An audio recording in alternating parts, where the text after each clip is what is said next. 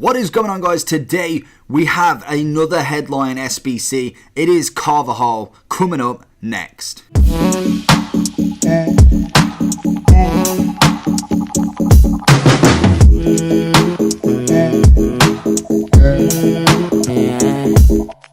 So in today's video we're looking at the SBC headliner 87 right back Real Madrid Spanish Carvajal. He is joint top right back in the La Liga now. Obviously Juanfran was a flashback SBC right back at the start, and I think he was the very first flashback which I actually did. So that is the biggest issue with this card, is the fact that if you've got the Juanfran, you are either praying that Carvajal gets another informed buy team of the season, or you just stay with the Juanfran. This card will cost you around about 140 to 150k depending on what you need. You need 2 informs, 3 players from Spain. You can only have 6 of the same leagues in there. It also has to be a whopping 85 rated and 75 chem, which is a little bit better. But you get absolutely 0 packs from this, and that is maybe the little bit downfall on this card. Obviously, all the others, the Arnautovic, the Baines, the Huntelaar, we've all managed to get packs from that. This card is that one that you are paying 140, 150k straight out for him. Is he worth it? That's the question. Personally, looking at the stats, looking at him in comparison to Juanfran, I think a lot of people will definitely stick with the Juanfran with this. I can't really see many people kind of taking that chance with him. He's got his first inform only a couple of weeks ago, I believe. I don't think it was too long ago. Will he get another? The competition for a right back to get into Team of the Week is very, very high. Real Madrid aren't doing too bad in the league, I don't think. I think they're hitting a little bit of form now. But that still needs, that Carvajal needs a game and a half to get this next inform, and then it would probably be worth it. So as long as he gets 1 inform, I'm pretty happy with what I've paid for him. Obviously it does mean that Juanfran's pretty much out, depending on if you need Juanfran for any links with an Atletico defender, all that kind of good stuff. But Carvajal pretty much covers it. They're the same nationality, obviously same league, but they're just different teams. So he does link to your Sergio Ramos if you've got him Team of the Year, or he links with your Varane, or all of them good stuff with the strong links. So he is a very meta card in general. He has got a very good link base, and that is probably where I think a lot of people will do this card. So if you're comparing him for right backs, Juanfran I think was a little bit cheaper back then, but obviously this card has got the linkage that really Juanfran can't really go with.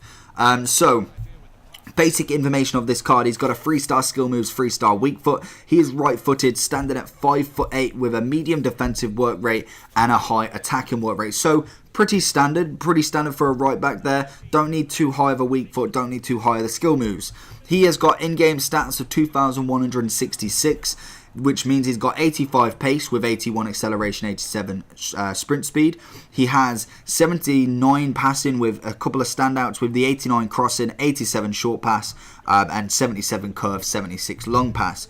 Dribbling is 83 overall with 85 agility, 83 balance, 86 reactions, 87 ball control, and 80 composure. Physical on him, 87 stamina, really, really nice. 84 aggression, 76 strength, and 78 jumping. And then to kick it off with his final best stat on the card, he's got 86 defending with 87 interceptions, 73 heading accuracy, 87 marking and standing tackle, and then an 89 sliding tackle. So defensively, this card pretty worked well. I think he doesn't really, it's surprising that he's got quite a high attacking work rate, but doesn't have any shooting stats, or realistically much passing stats either, which is kind of new to me with the right backs, because obviously in this FIFA a lot of them are pushing more up and you're kind of using them as an extra overlap, which people may have done in prior FIFAs, but I find it more important in this FIFA than any other that I've played. And with that, I'd say Juanfran possibly inches a little bit closer to being in my first team in comparison to this card. But like I said, the main thing, I have Team of the Year Varane. That is who I need him to link with. So Juanfran can't do the strong link with him, whereas Carvajal can. So that is pretty much my logic in that, and that is why I've pretty much picked up this card. But obviously, as we go forward, he will go up and up if he does manage to get any man of the matches in forms.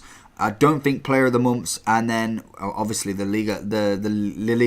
La Liga Santander don't have any player of the months. But if he was, it doesn't count, and obviously the team of the season doesn't count either. So, are you taking a massive risk getting this card? And is it worth it, really?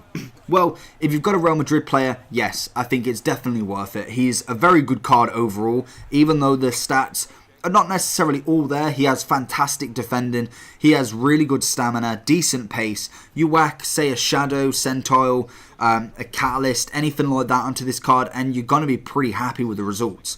Obviously, if you did put, say, a pace card on him, Chem Style, he goes up to 94, so that's really fantastic. And then if it was to happen to be the Catalyst, he'd get 86 passing overall, and he'd have 99 crossing, which is pretty ridiculous. So, what did I like? What didn't I like? The pace on him, fantastic. Shooting element, not as good. Passing, the crossing was good. Short passing, okay. Everything else kind of a little bit average for my liking. Dribbling wise, decent. I think he definitely can have the ball and can run with it. But personally, I found Juanfran and Dani Alves and Lala are a little bit better in that aspect for me. Then we've got the defending, which I think is definitely a standout stat for him. It is absolutely fantastic. It's a really nice stat to have on a card like this, and it can only go up, which is even better. The physical aspect of him, stamina was really good. Aggression, again, showed a bit of willing to do it. Strength isn't the greatest, but we can live with that. And yeah, that's the overall card. I thought he was fantastic, but he did seem average going forward. So defensive and attacking for me is a complete different ball game. I think going forward, I don't really like him as much as, say, some of the other right backs. But defensive wise, I think he definitely was one of the best. So if you're looking for that player to stay back, I'd definitely recommend this card. Like I said, it'll cost you around about 140 to 150k. You've got, I think, 3 or 4 days left to get him. Let me know what you think down below. Are you getting him? Are you not getting him? Have you used his inform or his normal card? I'm giving him an overall of 9. I think he was absolutely fantastic. Like I said, the main thing is his defensive stats for me. I think that is the main point of a right back. I'm not too fussed about him going up front because I have plenty of players that can do that anyway. So I like him as that defensive style, and that is how I'll review him. I thought he was absolutely fantastic with the defensive style, and necessarily as he goes up, or if he goes up, it will only get better and better. So let me know down below what you think. Make sure you like this video, subscribe for more content, and I'll see you all again next time for the next review. Peace!